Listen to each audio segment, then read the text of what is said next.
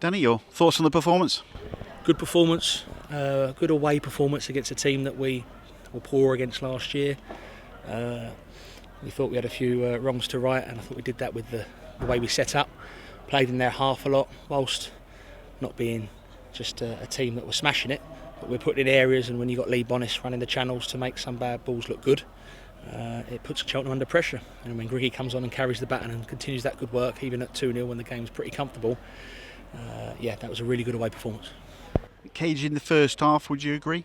Yeah, because the way they play and the honesty and the way they bombard your box, there's always a chance that you might lose your man or someone might slip, or they've got some big lads. So we just felt if we dealt with everything in our own half today and made good decisions in the attacking half without sounding too much like I'm stating the obvious, we'd have a positive result.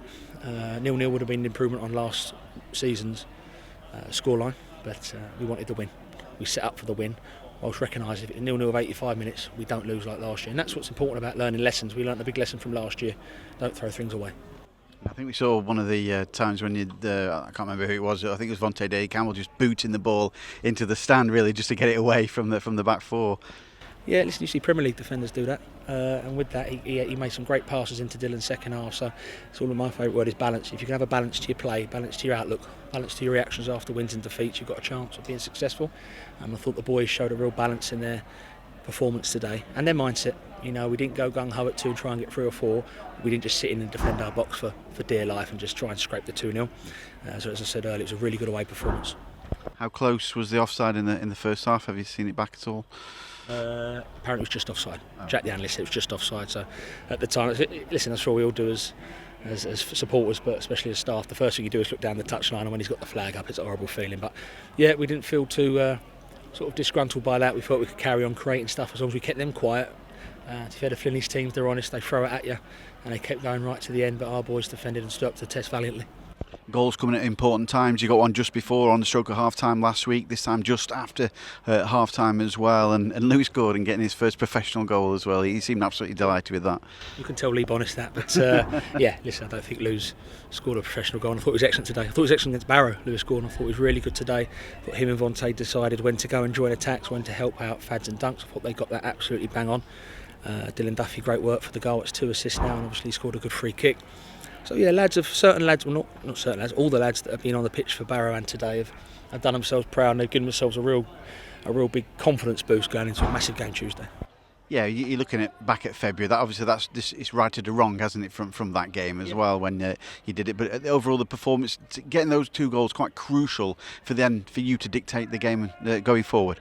Yeah, I think you just feel any game 1-0 is you must be 1-0 up, the 1-0 down. Of course, you'd rather that, but when you go 2-0, you don't feel like the game's won, but you feel okay. You can get that players that belief to really puff your chest out and don't concede, and you can feel Cheltenham through the crowd getting on the bat. It'd be the same at our place in terms of you go 2-0 down, people aren't going to be happy. So we just thought if we kept playing the way we played, didn't start changing the way we'd set up originally, we'd have a good chance of seeing out the win, and thankfully we did that. Cracking free kick as well, wasn't it, from Dylan Duffy? Yeah, when Fad stood over it, I thought, oh no, I've told Dylan to take the free kicks. So when he scored, it was fair play, because it was an absolutely fantastic finish. And then Fad's nearly scores from his own half, which none of us told him to do, by the way. None of us take the credit for that one. But I think, listen, they were fantastic. They 2 centre halves.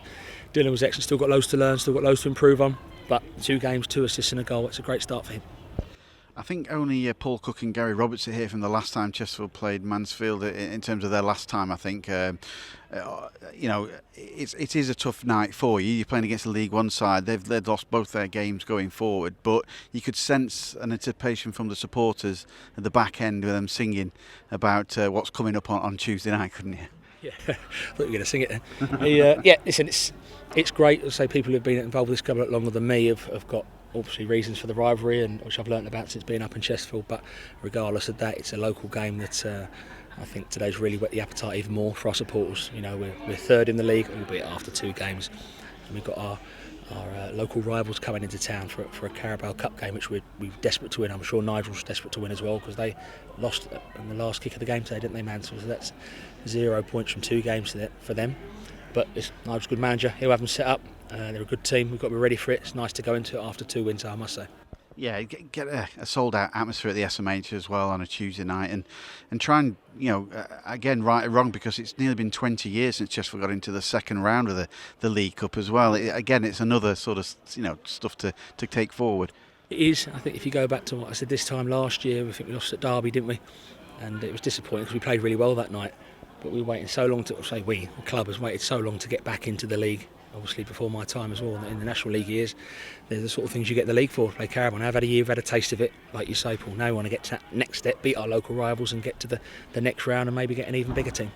So taking it forward, you've got Bristol Rovers next week as well. Is it about taking momentum just one step at a time with this group of players that you've got? Yeah. Gaffer's very big on being sort of very level-headed in victory and defeat. The boys haven't got like the music blaring I-5 in there. They're pleased, they're chuffed, of course they are, but 2 games in, 44 to go, and all focus now is on Tuesday night. Devon Tanton's out for a while, but John Fleck must be ready for Tuesday, would he be? Yeah, he's desperate to be back training. He's had the 2 weeks off that the doctor recommended. It's been the 2 weeks, as I say, so Monday he'll be back training. Can you anticipate changes for Tuesday, though, with games coming thick and fast? We'll discuss that tomorrow, probably as a staff with the gaffer. He'll have the final say on that, but believe me, he and us all are desperate to go and win that game.